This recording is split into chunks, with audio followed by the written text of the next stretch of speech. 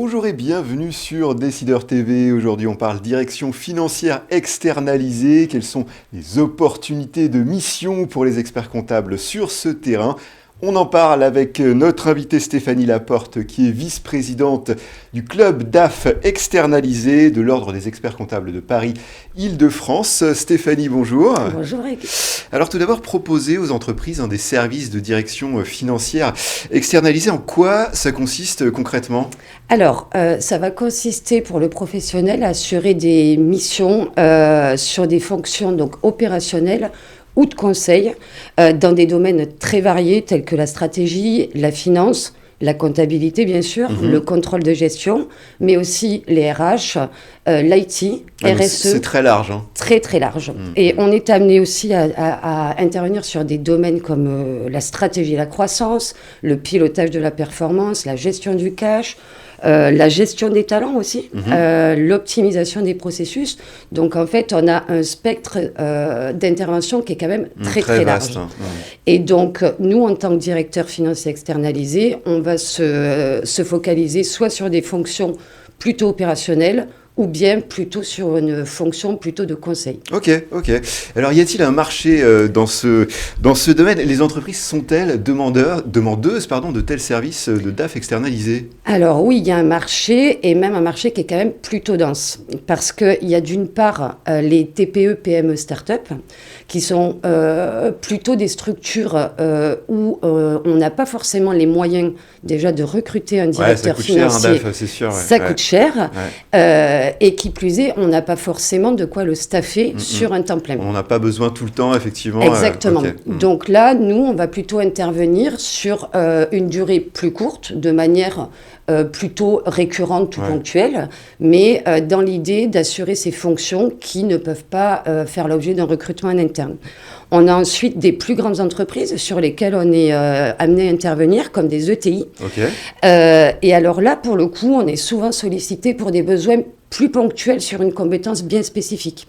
Je pense notamment à l'accompagnement, à la refonte d'un système d'information comptable et financier. Donc plus ciblé, effectivement. Plus ciblé, voilà exactement, où là, on vient renforcer l'équipe et amener une compétence très spécifique. Et enfin, on intervient aussi sur des besoins très ponctuels, par exemple le remplacement d'un DAF en congé ou bien par exemple renforcer son équipe lors de la mise en œuvre d'un nouveau projet, l'accompagner justement sur la mise en œuvre de ce lancement. Alors, est-ce que les experts comptables, selon vous, sont bien positionnés pour proposer ce type de service ? Alors là, instinctivement, je répondrais plutôt oui. Plutôt pour deux raisons essentielles. La première, il faut quand même se rappeler qu'on a un lourd bagage technique.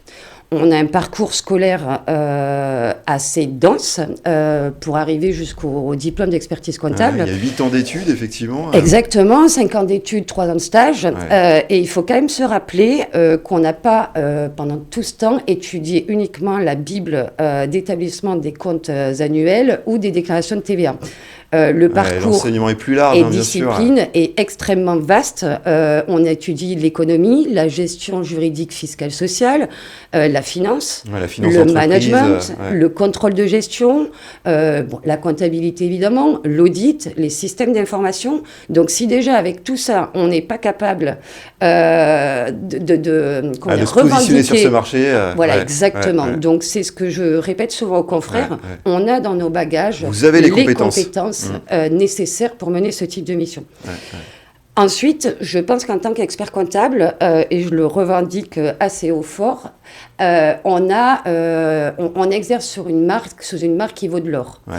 Ça engage de la confiance. Exactement. On a déjà ce capital confiance auprès des clients et des dirigeants qu'on accompagne, qui est quand même très important.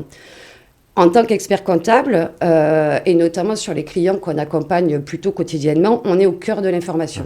Donc, on sait exactement ce qui se passe au sein de la société et on est les premiers à détecter les besoins. On est aussi, parce que ça je tiens quand même à le préciser, on est des gens responsables, des professionnels responsables indépendant, et c'est important, je pense, d'avoir cet œil d'indépendant lorsqu'on exerce ce type de mission, et on est aussi empreint d'une forte déontologie. Ouais, bien sûr, qui, Donc de la confiance. Hein. De la confiance. De la confiance pour les entreprises. Alors quels seraient vos conseils aux experts comptables qui souhaiteraient justement se lancer dans cette aventure puisqu'ils ont les compétences ?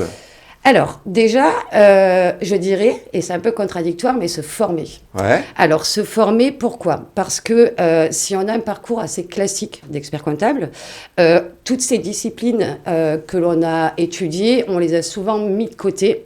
Et ça va nécessiter soit de les perfectionner, soit de les remettre un petit peu à niveau. Ok. Donc là, c'est plutôt l'aspect compétences techniques. Mais pour moi, ce qui nous fait le plus cruellement défaut, c'est plutôt notre savoir-être et tout cet aspect. Les soft skills, les soft c'est ça, skills, ouais. Exactement. Parce que à quel niveau ? Parce que justement, ce type de mission va nécessiter vraiment qu'on change de casquette. Ouais. On nous a quand même formés plus à sur être du technique. des experts, voilà, des experts en technique. Donc booster le relationnel, c'est ça l'idée. Exactement. Ce qu'on attend de nous dans ces fonctions-là, c'est vraiment d'être le business partner de l'entreprise. Être intégré dans son équipe. Ouais. Et là-dessus... Donc rencontrer les gens. Exactement. Bien sûr, et du coup, il faut vraiment qu'on arrive à changer de posture. Et pour ça, il faut s'exercer et il faut accepter nos lacunes sur ces points et se former. Moi, par exemple, je dis souvent l'exemple de la prise de parole en public. Ouais.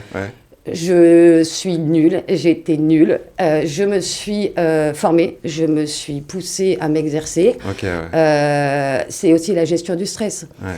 Tout ça me sert beaucoup pour mes missions. Exactement. Alors, l'Ordre des experts comptables de Paris-Île-de-France propose un club DAF externalisé. On le disait, vous en êtes la vice-présidente. Alors, peut-être pour conclure cet entretien, un mot à ce sujet ? Alors, donc on a créé ce club en 2019 sous l'impulsion d'Hervé Bégaud.